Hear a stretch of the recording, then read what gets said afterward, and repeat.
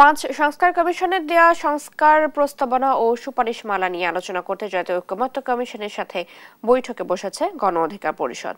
সোমবার সকাল 10টার দিকে জাতীয় সংসদ ভবনের এলডি হলে ঐকমত্য কমিশনের কার্যালয়ে গণ অধিকার পরিষদের সভাপতি নুরুল হক নূরের নেতৃত্বে একটি প্রতিনিধি দল আসে এই বৈঠক করতে।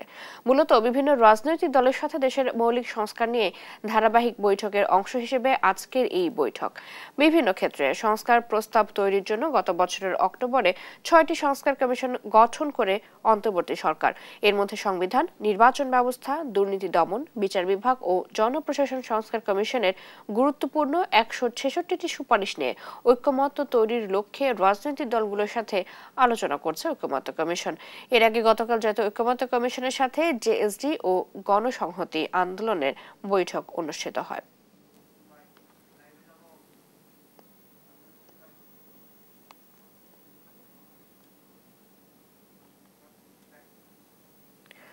জাতীয় সংসদ ভবনের এলডি হলে রয়েছেন এই মুহূর্তে আমাদের সহকর্মী হাসান মাহমুদ। কথা বলবো তার সাথে।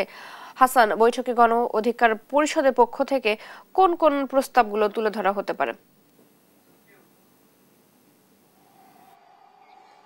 ধন্যবাদ আপনাকে। কিছুক্ষণ আগেই গণ অধিকার পরিষদ এবং যে সংস্কার কমিশনের ঐকমত্য কমিশন তারা কিন্তু ইতিমধ্যে দুই পক্ষের সদস্যরা ইতিমধ্যে উপস্থিত হয়েছে এবং আমরা কিছুক্ষণের মধ্যেই হয়তো জানতে পারবো যে আসলে আজকের টপিকগুলো কি হবে। যদিও ইতিপূর্বে আমরা যতটুকু জেনেছি যে 5টি সংস্কার যে কমিশন করা হয়েছে, এই সংস্কার কমিশনের যে প্রস্তাবনাগুলো দেওয়া হয়েছে 166টি প্রস্তাবনা দেওয়া হয়েছে, সেসবগুলো নিয়ে কিন্তু আজকে আলোচনা হওয়ার কথা রয়েছে। এবং গত কয়েকদিন ধরেই কিন্তু বিভিন্ন রাজনৈতিক দলের সঙ্গে ঐকমত্য কমিশনের সংলাপ হচ্ছে এবং সেখানে 166টি বিষয় ছাড়াও আরো যেসব বিষয় রয়েছে সেগুলোকে প্রাধান্য দিয়ে আসলে আলোচনা করা হচ্ছে। বিশেষ করে সংবিধান সংস্কারের প্রশ্নে কিন্তু বেশি আলোচনাগুলো আমরা দেখতে পাচ্ছিলাম। এর আগে জামাত ইসলামী এবং বিএনপি সহ যেসব রাজনৈতিক দল অংশ নিয়েছিল সেগুলোতে কিন্তু সংবিধান সংস্কার প্রশ্নে কিন্তু বেশি আলোচনা হয়েছে এবং সেখানে বহুত্ববাদ থাকবে কিনা, সংবিধানের মূলনীতি আবার ফিরে আসবে কিনা, এছাড়া সংবিধানে যে সরকারের মেয়াদ অর্থাৎ সরকারের মেয়াদ 4 বছর হবে নাকি 5 বছর হবে,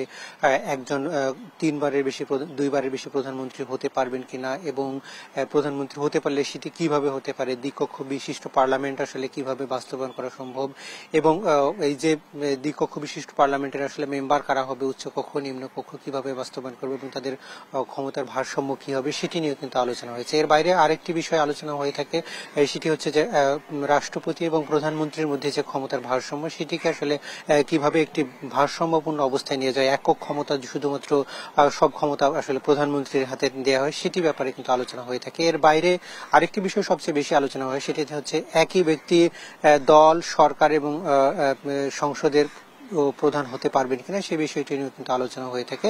আজকেও সেই বিষয়গুলো নিয়ে আলোচনা হতে পারে। আমরা কিছুক্ষণ পরে হয়তো জানতে পারবো যে কোন কোন বিষয়গুলোতে একমত হচ্ছেন গণ অধিকার পরিষদ, কোনগুলোতে দ্বিমত করছেন এবং কোনগুলোতে আরো তারা আলোচনার প্রস্তাব দিয়েছেন, সেটা হয়তো আমরা কিছুক্ষণ পরে জানাতে পারবো আপনাকে। তো এই ছিল আমার কাছে সংসদ ভবন থেকে সবশেষ পরিস্থিতি। হাসান, ধন্যবাদ আপনাকে। জাতীয় সংসদ ভবনের এলডি হল থেকে আমাদের সাথে যুক্ত ছিলেন সহকর্মী হাসান মাহমুদ।